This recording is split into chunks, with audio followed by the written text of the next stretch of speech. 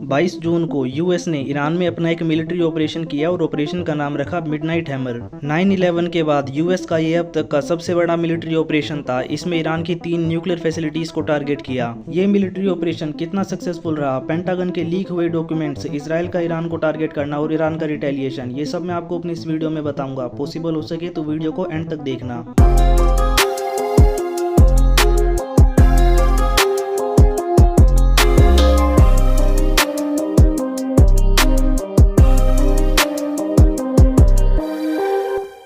Iran को US से पहले इसराइल ने अपनी ऑपरेशन राइजिंग लायन के थ्रू टारगेट किया था। इसराइल का ये जो ऑपरेशन था ना, अपने आप में बहुत बड़ा था। इसराइल ने बहुत कुछ टारगेट किया। ईरान के न्यूक्लियर साइंटिस्ट को हमेशा की तरह टारगेट किया। इसके अलावा इसराइल ने ना ईरान में पैलेस्टीन स्क्वायर को टारगेट किया। इसे ना साल 2017 में अनवील किया था इसराइल के लिए ईरान ने, और इसमें एक स्पेशल क्लॉक लगी हुई है जिसमें डेडलाइन है कि 2040 तक इसराइल को तबाह करने की। ये जो डूम्सडे क्लॉक है ना, इसको इसराइल ने इस बार टारगेट किया। इसके अलावा पॉलिटिकल फिगर्स को जहाँ पे डिटेन करके रखा जाता है ना, उस प्रिजन को भी इस बार इसराइल ने टारगेट किया। हालांकि इन्हें कम ही नुकसान हुआ है। इसके अलावा इसराइल ने ईरान के जो बड़े मिलिट्री लीडर्स थे उन्हें भी टारगेट किया और इस बार उनका भी असैसिनेशन कर दिया। इसराइल ऐसा काफी समय से कर रहा है। मोहसिन फखरीजादे, कासिम सुलेमानी, ये लिस्ट बहुत बड़ी है। नो डाउट इसराइल ऐसा करते रहता है, लेकिन इस बार ये जो इसराइल ने ऑपरेशन किया है ना, इसकी टाइमिंग बहुत खास है। आपको पता होना चाहिए यूएसए के साथ ईरान न्यूक्लियर पीस टॉक कर रहा है। जिन्हें नहीं पता उनके लिए, यूएसए काफी समय से कोशिश कर रहा है कि ईरान न्यूक्लियर बॉम्ब ना बना ले, इसलिए ईरान के साथ न्यूक्लियर पीस टॉक कर रहा है। ईरान के साथ एक ऐसा ही न्यूक्लियर एग्रीमेंट ओबामा के टाइम पे साइन किया था, जिससे यूएसए साल 2018 में अलग हो गया था। ये जो डील थी ना, इसे शॉर्ट में JCPOA बोलते हैं। इसमें न्यूक्लियर पावर 5 कंट्रीज तो थी ही, साथ में जर्मनी भी शामिल था। ईरान और अदर कंट्रीज अभी भी इस डील का पार्ट है, सिर्फ यूएसए ही अलग हुआ है। लेकिन फिर भी यूएस अलग से ईरान के साथ पीस टॉक कर रहा है एक दूसरी डील साइन करने के लिए। ये डील तो साइन नहीं हुई, लेकिन यूएसए ने इसराइल के साथ मिलकर ईरान के ऊपर एयर स्ट्राइक जरूर कर दी। इसराइल ने अपना जो ऑपरेशन किया था ना, ये तो काफी सक्सेसफुल रहा, लेकिन ये जो यूएसए का ऑपरेशन था ना, इसको लेकर काफी डाउट है। यूएसए का ये जो ऑपरेशन था ना, एक बार को कह सकते हैं ये जो इसराइल का ऑपरेशन था उसका एक्सटेंडेड वर्जन हैगा। ऐसा मैं इसलिए कह रहा हूँ ना, क्योंकि इसराइल के पास कोई भी स्ट्रेटेजिक बॉम्बर नहीं हैगा और यूएसए ने इन्हीं का यूज किया था अपने ऑपरेशन में। State of the art technology से लेस ये जो बॉम्बर है ना, इसकी एक की कीमत ही $700 मिलियन से ज्यादा की है। अगर इसमें मेंटेनेंस की कॉस्ट भी जोड़ लेना तो ये $1 बिलियन के आसपास पहुंच जाती है। इतना ये जो बॉम्बर महंगा है ना, इसकी वजह यह है क्योंकि जल्दी से रडार पर डिटेक्ट ही नहीं होता। और यही ईरान में हुआ। ईरान में जो डिफेंस के इक्विपमेंट थे ना, इनको पिछले ही साल इसराइल ने तबाह कर दिया था। बेसिकली ईरान के पास ना रशिया से खरीदी हुई S-300 मिसाइल डिफेंस सिस्टम की कुछ बैटरीज थी, जिसे पिछले ही साल इसराइल ने तबाह कर दिया था। लेकिन इसके बाद भी ईरान के पास ना काफी सारा डिफेंस का इक्विपमेंट हैगा, काफी मिसाइलें थी। यही वजह है कि जो इसराइल है ना, उसने डीप जाकर ईरान को टारगेट नहीं किया। लेकिन ईरान के साथ यूएसए जो पीस टॉक कर रहा था ना न्यूक्लियर डील को लेकर, उससे अलग हटकर यूएसए ने इसराइल के आगे जाकर ईरान की एयर स्ट्राइक कर दी। यूएसए ने अपने state of the art weaponry को बचाने के लिए ना F क्लास के जो फाइटर एयरक्राफ्ट हैंगे उनको आगे कर रखा था। एक बार को अगर ईरान का डिफेंस इक्विपमेंट एक्टिव हो जाता है तो हमारे B-2 बॉम्बर को ज्यादा नुकसान ना हो।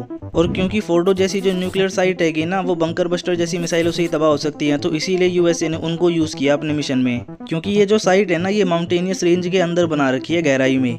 ये जो साइट है ना, ये 2000 के आसपास बनानी ईरान ने शुरू करी थी और लंबे समय तक एक्नॉलेज भी नहीं किया था कि हमारे पास ऐसी भी एक साइट है जहाँ पर हम यूरेनियम को एनरिच कर रहे हैं। कई साल बाद जाकर ईरान ने इसको एक्नॉलेज किया था कि एक माउंटेनियस रेंज के नीचे हमारे पास ऐसी भी साइट है जहाँ पे हमने सेंट्रीफ्यूजर्स लगा रखे हैं। और सोशल मीडिया में ना ये लोगों के बीच में भी दिखाई देता है। ज्यादातर लोगों ने नतांज साइट के बारे में सुना था, लेकिन फोर्डो के बारे में उन्हें कम ही जानकारी थी।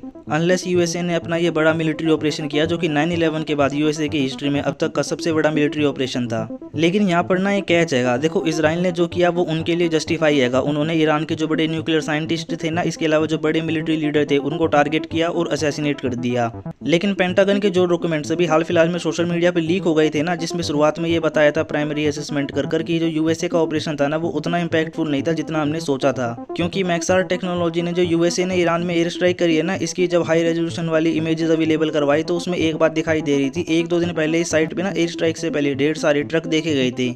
और सीनियर यूएसए के जो मिलिट्री ऑफिशियल्स हैंगे ना, उनका ये मानना है कि ईरान ने एयर स्ट्राइक से पहले ही अपना जो इनरिच किया हुआ यूरेनियम था ना, वहां से हटा दिया है। और ये रफली ना 400 किलो के आसपास हैगा, जिससे बड़े आराम से 10 के आसपास जो परमाणु बम है ना, वो बनाए जा सकते हैं। इसलिए अब ये ज्यादा जरूरी नहीं है कि इसराइल ने और यूएसए ने ईरान की एयर स्ट्राइक करी, बल्कि ये ज्यादा जरूरी है कि वो 400 किलो का जो एनरिच किया हुआ यूरेनियम था ना, वो कहाँ है। अगर ईरान ने इसे अपने देश में कहीं छुपा रखा है ना, तो इसका एक मतलब साफ हैगा, ईरान के पास एक और न्यूक्लियर साइट है कि फोर्डो की तरह। जिस तरीके से फोर्डो का पता बहुत साल बाद जाकर चला था, वैसे ही ईरान में भी एक और न्यूक्लियर साइट हैगी। और ये जो यूरेनियम है ना, ये 60% से ज़्यादा एनरिच किया हुआ है, 90% पे तो एटम बम बन जाता है। लेकिन क्या न्यूक्लियर बम बनाने के तुरंत बाद ईरान इसे यूज़ कर पाएगा? देखिए फिलहाल के लिए ईरान के पास ऐसी कोई मिसाइल नहीं है जो कि न्यूक्लियर कैपेबल हो, लेकिन फिर भी इजराइल ना इसे अपने लिए खतरा मानता है। भले ही एक बार को रिपोर्ट्स ये भी क्लेम करती हैं कि इजराइल के पास भी न्यूक्लियर बॉम्ब हैंगे, लेकिन वो एक्नॉलेज नहीं करता। जो भी है, अब ईरान के पास 400 किलो का रिफाइन किया हुआ यूरेनियम है, जिसे वो कैसे यूज करेगा उसके ऊपर है। ईरान ऐसे डायरेक्ट न्यूक्लियर बॉम्ब नहीं बना सकता। इसकी वजह यह है कि उसने एनपीटी को साइन किया हुआ है, इसलिए एक बार को ये मान के चल रहे हैं ना कि ईरान अगर ऐसा कुछ करने वाला होगा तो एक बड़ा मैसेज देने के लिए वो इस ट्रीटी से पुल बैक कर लेगा।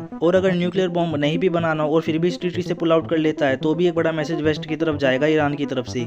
इवन नॉर्थ कोरिया ने न्यूक्लियर टेस्ट करने से पहले ना इस ट्रीटी से पुल आउट कर लिया था, लेकिन इसके बाद नॉर्थ कोरिया के ऊपर ना आर्थिक प्रतिबंध लगे थे यूएन की तरफ से। ऐसा ही ईरान के साथ भी होगा, लेकिन ईरान पर ना ये जो आर्थिक प्रतिबंध है ये काफी पहले से लगे हुए हैं, इसलिए ईरान के लिए यूएसए और वेस्ट कितनी आगे जाएंगे ये देखने की बात है। फिलहाल के लिए ये जो एनरिच किया हुआ यूरेनियम है ना, ये यूएस की गवर्नमेंट काफी हद तक पता लगाने की कोशिश कर रही है कि वो ट्रक कहाँ गए थे और क्या उसमें यूरेनियम के साथ जिसको रिफाइन किया गया है सेंट्रीफ्यूजर्स भी थे। अगर ऐसा है ना तो ईरान आने वाले समय में एक न्यूक्लियर टेस्ट जरूर करेगा और इसके लिए रिस्पॉन्सिबल ना यूएसए का बिहेवियर रहेगा, क्योंकि जिस तरीके से यूएसए ने ईरान की बॉम्बिंग करी है ना, वहाँ की गवर्नमेंट और लोगों को एक वजह दी है कि हम एक न्यूक्लियर टेस्ट जरूर करें।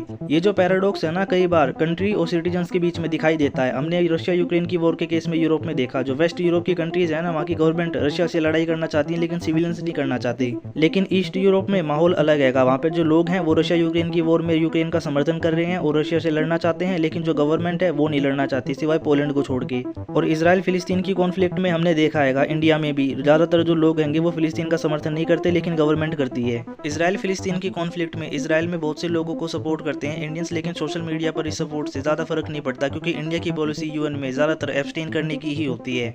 इसलिए बहुत सारे ऐसे एग्जांपल लेंगे जो मैं आपको दे सकता हूँ पैराडॉक्स के, लेकिन यूएसए के केस में जिस तरीके से ईरान की बॉम्बिंग करी है ना, वहाँ पर भी जो पैराडॉक्स है वो खत्म हो रहा है। एक बार को लोगों के बीच में भी समर्थन है कि वो एक न्यूक्लियर टेस्ट करें। नॉर्थ कोरिया के केस में भी हमने देखा यूएसए कभी भी इस तरीके से नॉर्थ कोरिया की बॉम्बिंग नहीं करेगा, वजह न्यूक्लियर बॉम्ब है। और ये यूएस की जो गवर्नमेंट है ना वो एक्नॉलेज भी करती है। एक बार को जब यूएस गवर्नमेंट के ऑफिशियल से पूछा गया ना कि आप ईरान में एक बार को सत्ता बदलवाना चाहते हो, तो उन्होंने साफ मना कर दिया।